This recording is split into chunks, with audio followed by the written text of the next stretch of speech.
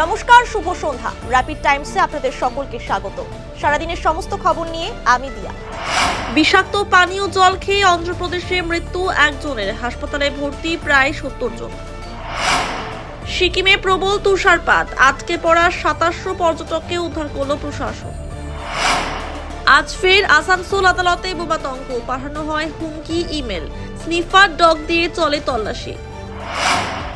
বয়স ও অভিভাবকের তথ্য জানতে মাধ্যমিকের অ্যাডমিট ও সার্টিফিকেট গ্রহণ করতে হবে, এসআইআর মামলায় নির্দেশ দিল সুপ্রিম কোর্ট। শিলিগুড়ির সেবক রোডে হিট অ্যান্ড রানের ঘটনায় উত্তরবঙ্গ মেডিকেলে চিকিৎসাধীন যুবতীর সঙ্গে দেখা করলেন মেয়র গৌতম দেব। পরিবারের সদস্যদের সঙ্গে কথা বলেন এবং পাশে থাকার আশ্বাস দেন মেয়র। বিধানসভা নির্বাচনের দিনক্ষণ এখনো ঘোষণা হয়নি, তার আগেই দেওয়াল লিখনের মাধ্যমে নির্বাচনী প্রচার শুরু করলেন শিলিগুড়ির মেয়র গৌতম দেব।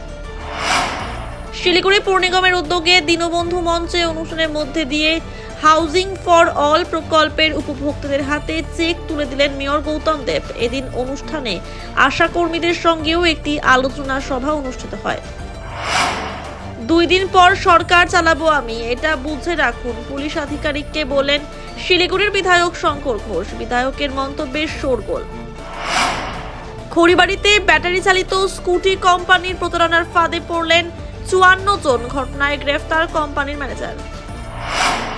রাজগঞ্জ বিধানসভা এলাকায় পাকা রাস্তা, ড্রেন ও মুক্ত মঞ্চ তৈরি শিলান্যাস করলেন বিধায়ক খগেশ্বর রায়। সারাদিনের সমস্ত খবরের আপডেট পেতে নজর রাখুন শিলিগুড়ি টাইমসে। শিলিগুড়ি টাইমসের খবর আপনারা পেয়ে যাবেন শিলিগুড়ি টাইমসের ইউটিউব, এক্স হ্যান্ডেল, থ্রেডস এবং ইনস্টাগ্রাম পেজেও। সঙ্গে থাকুন, দেখতে থাকুন শিলিগুড়ি টাইমস।